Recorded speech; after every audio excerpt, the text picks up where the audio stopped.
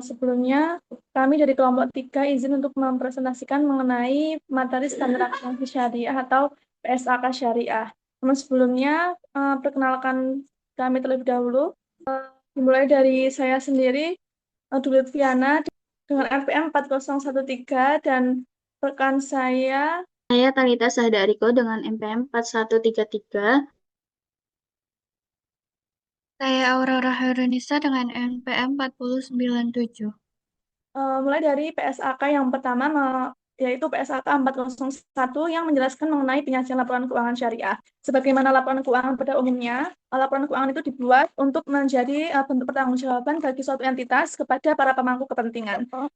Untuk penyajian laporan keuangan syariah itu sebenarnya ada 3 komponen utama. Yang pertama adalah komponen yang mencerminkan kegiatan komersial, kemudian yang kedua ada komponen yang menyajikan kegiatan sosial, dan yang ketiga itu ada komponen yang mencerminkan kegiatan atau tanggung jawab khusus dari suatu entitas.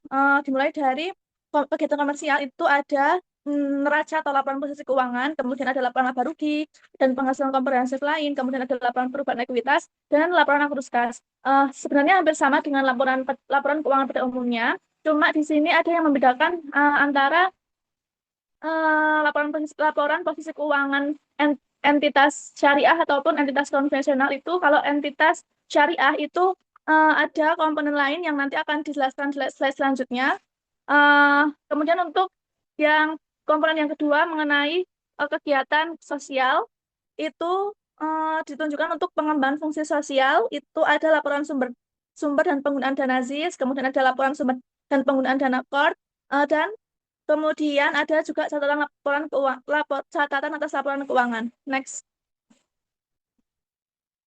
Ya, ini yang tadi saya bilang bahwasannya di laporan posisi keuangan entitas syariah itu ada perbedaan dengan konvensional, yaitu di sisi pasifa itu ada dana sirkah temporer. Jadi di sisi aktiva itu ada aset seperti biasa, kemudian di sisi pasifa itu ada liabilitas, ada ekuitas, dan juga dana sirkah temporer. Kemudian di sampingnya itu ada laporan sumber penyaluran dana zakat, itu merupakan laporan yang mencerminkan kegiatan sosial. Sedangkan yang ketiga tadi ada laporan tanggung jawab khusus, itu misalkan kalau di bank itu ada laporan rekonsiliasi pendapatan dan bagi hasil. Kemudian kalau di asuransi itu ada laporan surplus defisit dana tabaruk, seperti itu. Lebih lanjutnya teman-teman bisa lihat contohnya di internet. Next. Oke, di PSAK yang selanjutnya itu kita akan membahas mengenai murabahah, salam, dan istisna. Hampir sama, jadi di gambar ini akan menjelaskan apa perbedaan dari murabahah, salam, dan juga istisna. Kalau murabahah itu ketika barangnya didapatkan lebih dahulu, kemudian nanti pembayarannya itu bisa dicicil seperti itu. Kemudian kalau salam itu pembayaran di awal karena barang itu belum ada di saat terjadi transaksi seperti itu. Kalau istisna itu pemesanan barang yang belum jadi nanti diproses terlebih dahulu, kemudian untuk pembayarannya itu tidak disyaratkan ataupun bisa dibayar di muka atau bisa juga dicicil sampai mendapatkan barang tersebut. Next. Ya, ini untuk PSAK 402 mengenai murabahah. Murabahah itu merupakan akad jual beli, di mana harga jual itu merupakan eh, biaya perolehan ditambah keuntungan, di mana harga perolehannya itu harus diungkapkan terlebih dahulu kepada pembeli dan marginnya nanti akan disepakati bersama. Untuk pengakuan pendapatannya itu kalau di perbankan itu ada beberapa metode. Yang pertama itu dilakukan saat barang diserahkan jika tunai atau cicilannya tidak lebih dari 1 tahun. Kemudian bisa juga ditangguhkan atau diakui saat sampai cicilan itu dibayarkan. Kemudian metode yang kedua, yang ketiga itu kalau bagi penjual ada proporsional dan juga anuitas. Teman-teman bisa lebih lanjut mempelajarinya. Ini ada contoh soalnya, kemudian nanti di baliknya ada jawabannya. Karena keterbatasan waktu, nanti teman-teman bisa untuk melihat di slide selanjutnya, Kak. Ya. Kemudian untuk PSAK 403 mengenai salam. Salam itu masih sama, akad jual beli, tapi seperti yang tadi saya jelaskan, bahwasannya barang itu belum ada di saat terjadi transaksi. Jadi ini terjadi karena pembeli itu sangat membutuhkan barang tersebut di masa depan, tapi penjual juga membutuhkan uangnya sekarang. Jadi pembayarannya itu dilakukan di muka.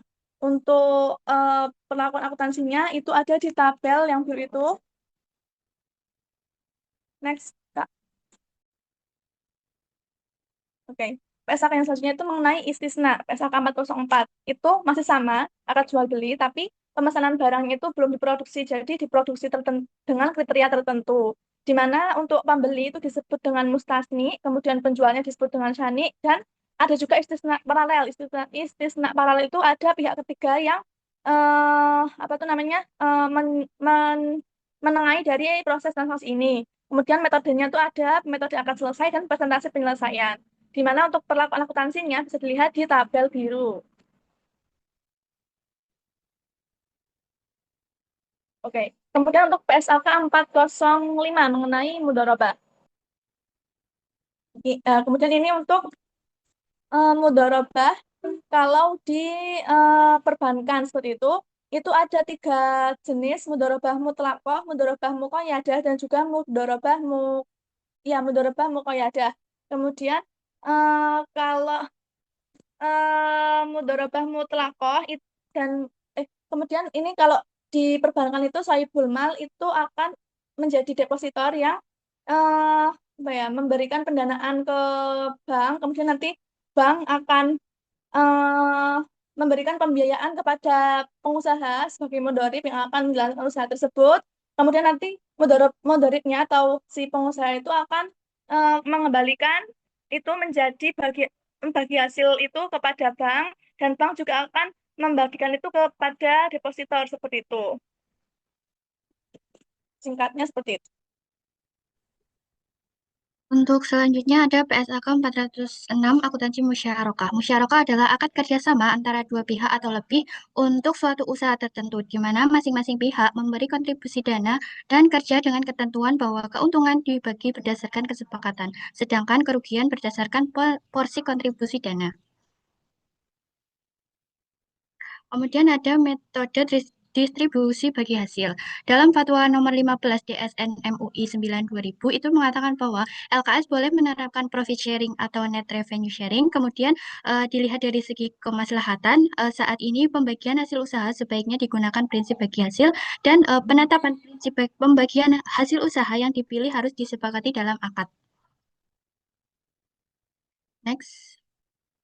Kemudian ada jenis musyarakah. Ada dua, yaitu yang pertama musyarakah permanen. Dalam musyarakah permanen, porsi modal masing-masing mitra tetap sampai akad berakhir. Tidak ada pengalihan kepemilikan selama kerja sama berlangsung, jadi semua mitra tetap menjadi pemilik bersama sampai usaha selesai atau dibubarkan. Kemudian yang kedua ada musyarakah menurun. Musyarakah menurun adalah kerjasama di mana kepemilikan salah satu mitra berkurang secara bertahap karena dibeli oleh mitra lainnya. Di akhir akad, salah satu pihak menjadi pemilik penuh. Biasanya digunakan dalam pembiayaan rumah atau aset. Kemudian yang selanjutnya ada mitra aktif dan mitra pasif. Mitra aktif itu investasi musyarakah sebesar kas atau aset non-kas yang disisihkan untuk investasi musyarakah dan yang diterima dari mitra pasif. Dana syirkah temporer sebesar aset yang diterima dari mitra pasif musyarakah. Kemudian yang terakhir ada bagian dari ekuitas atas selisih atas penilaian kembali aset musyarakah. Kemudian untuk mitra pasifnya, investasi musyarakah sebesar aset atau aset non-cash yang diserahkan ke mitra aktif, kemudian kontra akun atas investasi musyarakah yang timbul sebagai keuntungan tangguhan sebesar selisih penilaian kembali aset dan non-cash yang diserahkan ke mitra aktif. Kemudian ada PSAK 407 akuntansi ijarah. Ijarah adalah akad pemindahan hak guna atas suatu barang atau jasa dalam waktu tertentu dengan pembayaran upah sewa tanpa diikuti dengan pemindahan kepemilikan atas barang itu sendiri. Kemudian ada jenis ijarah. Yang pertama ada ijarah biasa, kemudian ada ijarah muntahiyah, bid tamlik atau IMPT, kemudian ada jual dan ijarah, dan yang terakhir ada ijarah lanjut. Kemudian ada perlakuan setelah ijarah. Yang pertama ada hibah. Hibah itu barang diberikan kepada penyewa tanpa pembayaran tambahan. Kemudian ada penjualan sebelum masa sewa berakhir.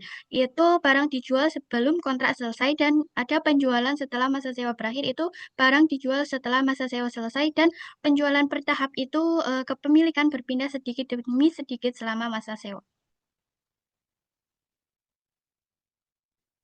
Kemudian yang selanjutnya ada PSAK 408 akuntansi takaful. Takaful adalah asuransi yang bertumpu pada konsep tolong-menolong dalam kebaikan dan ketakwaan dan perlindungan, menjadikan semua peserta sebagai keluarga besar yang saling menanggung satu sama lain.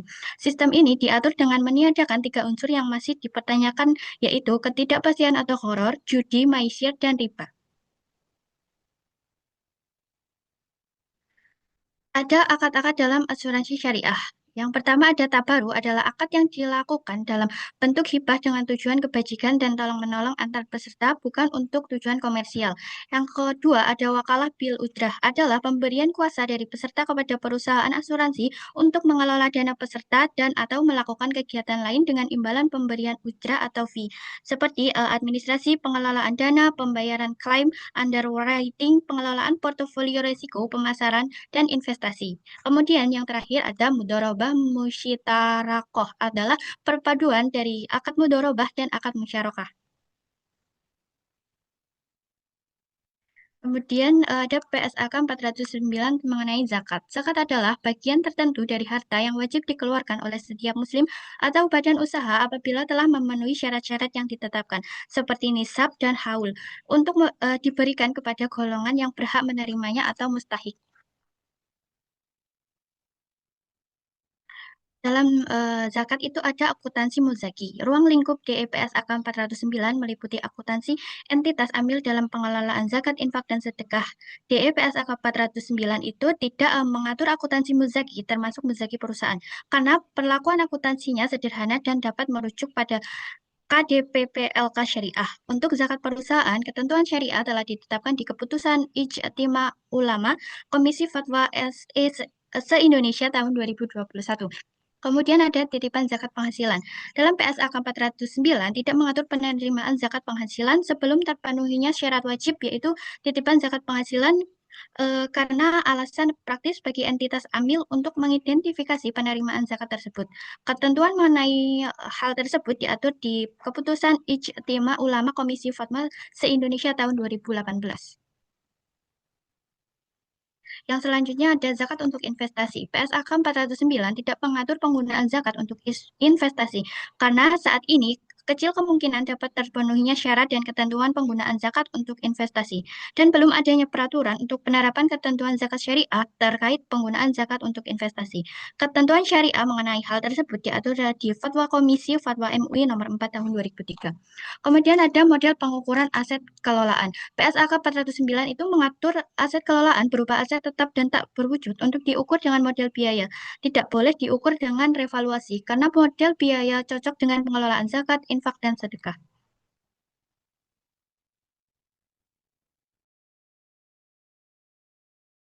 Selanjutnya itu ada PSAK 411 mengenai akuntansi suku. Jadi suku merupakan efek syariah berupa sertifikat atau bukti kepemilikan yang bernilai sama dan mewakili bagian yang tidak dipisahkan oleh aset berwujud. Nah, selanjutnya ini ada skema suku mudharabah, di mana pada skema suku mudharabah, emiten menerbitkan suku dan investor menyerahkan dana sebagai pemilik modal. Dana tersebut dikelola emiten untuk membiayai proyek atau kegiatan usaha yang menghasilkan pendapatan. Keuntungan dibagikan kepada investor dan emiten sesuai nisbah yang disepakati, dan pada saat jatuh tempo, pokok investasi dikembalikan kepada investor. Selanjutnya itu ada skema suku ijaroh. Nah, jadi emiten menerbitkan suku ijaroh, Pak, dan investor menyerahkan dana. Dana tersebut digunakan untuk memperoleh manfaat atas suatu aset yang kemudian disewakan kepada pihak ketiga. Pembayaran sewa menjadi imbalan bagi investor dan pada akhir periode dilakukan pelunasan sesuai dengan kesepakatan. Nah, selanjutnya itu ada PSAK 411 mengenai akuntansi waat. Nah, jadi waat itu merupakan janji dari seseorang atau suatu pihak untuk melakukan sesuatu yang benar kepada pihak lain di masa yang akan datang. Nah, perbedaan waat dengan akad itu ada pada hak dan kewajiban hukumnya. Selanjutnya itu ada pengukuran akuntansi waat. Nah, jadi pada saat entitas memberikan waat kepada entitas lain atau menerima waat dari entitas lain, maka entitas tidak mengakui aset dan liabilitas yang akan terjadi dari waat.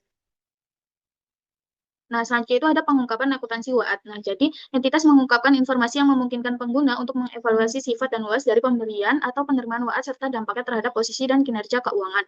Selanjutnya, itu ada PSAK 412 mengenai akuntansi wakaf. Nah, jadi wakaf merupakan perbuatan hukum wakif untuk memisahkan dan menyerahkan sebagian harta benda miliknya untuk dimanfaatkan selamanya atau jangka waktu tertentu. Sedangkan wakif adalah pribadi yang mewakafkan harta benda tersebut. Nah, untuk pengakuan akuntansi wakaf, jadi entitas wakaf mengakui penerimaan aset wakaf dari wakif pada saat entitas wakaf memiliki kendali secara hukum dan fisik atas aset tersebut. Nah, untuk pengungkapan akuntansi wakaf, itu jika wakaf awal berupa uang diukur pada nilai nominal, sedangkan wakaf awal selain uang diukur pada nilai wajar. Nah, untuk penyajiannya disajikan atas aset wakaf temporer yang diterima sebagai liabilitas. Nah, aset wakaf temporer ini merupakan harta yang diwakafkan untuk jangka waktu tertentu dan bukan untuk selamanya. Selanjutnya itu ada PSAK 459 mengenai akuntansi perbankan syariah. Nah, jadi PSAK 459 ini bertujuan untuk mengatur pelakuan akuntansi transaksi bank syariah, menyeragamkan penyajian laporan keuangan, meningkatkan transparansi dan akuntabilitas, dan lain sebagainya. Selanjutnya, itu PSAK 459 berlaku untuk Bank Umum Syariah, unit usaha syariah, serta lembaga perbankan lain yang menjalankan prinsip syariah. Nah, karakteristiknya diatur dalam PSAK 459 yaitu dana syirkah temporer yang merupakan dana yang diterima oleh entitas khususnya lembaga keuangan syariah. Lalu ada prinsip bagi hasil serta tidak mengakui pendapatan bunga. Nah, untuk penyajiannya, PSAK 459 terdiri atas laporan posisi keuangan, laba rugi, komprehensif, perubahan ekuitas, arus kas, CLK, dan ada tambahan khususnya yaitu laporan sumber dan penyaluran dana zakat, laporan sumber dan penggunaan dana kebajikan. Nah, untuk penyajian dana sirkahnya disajik, disajikan dalam likuiditas dan ekuitas. Nah, hal ini karena tidak menjamin pengembalian dana secara tetap dan pembagian hasil tergantung kinerja usaha. Untuk pengungkapannya diungkapkan melalui kebijakan distribusi bagi hasil, metode perhitungan nisbah, risiko pembayaran, dan lain sebagainya.